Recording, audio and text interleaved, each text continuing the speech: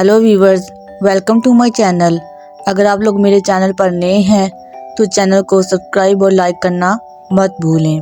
एक गांव था जो अपनी खूबसूरती और सुकून के लिए मशहूर था, लेकिन वहां बरसों से बारिश नहीं हुई थी। गांव के लोग खेतों की खुशकी से परेशान थे। मायूसी और बेबसी हर तरफ फैली हुई थी। हर रोज़ लोग बारिश के लिए दुआएं मांगते, लेकिन आसमान बिल्कुल खामोश था।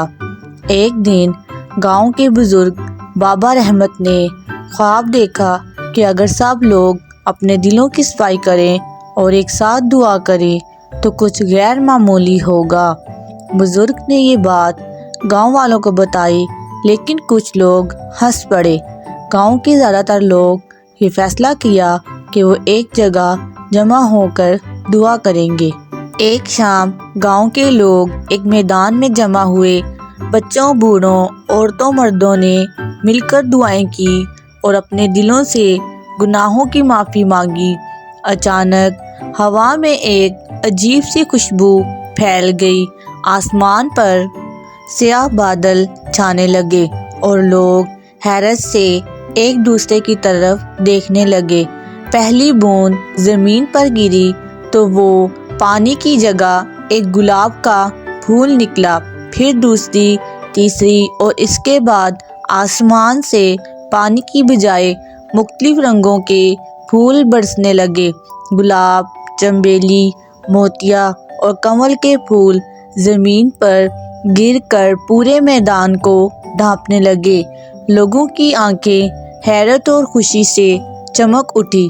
गांव के बुजुर्ग बोले, ये हमारी दुआओं और दिल की पाकीज़गी का इनाम है। ये फूल हमें याद दिलाते हैं कि ईमान, इत्तेहाद और नेकी के साथ हम कुदरत के मोजज़े देख सकते हैं। फूलों की बारिश कई घंटों तक जारी रही। इसके बाद गांव की ज़मीन में एक अजीब तब्दीली आई। जो खेत सूखे हुए थे वो सब्ज हो गए। नहरें खुद ब खुद बहने लगी और ज़मीन पर खुशबू बस गई। इस दिन के बाद गांव के लोग पहले से ज़्यादा मेहरबान और नेक बन गए।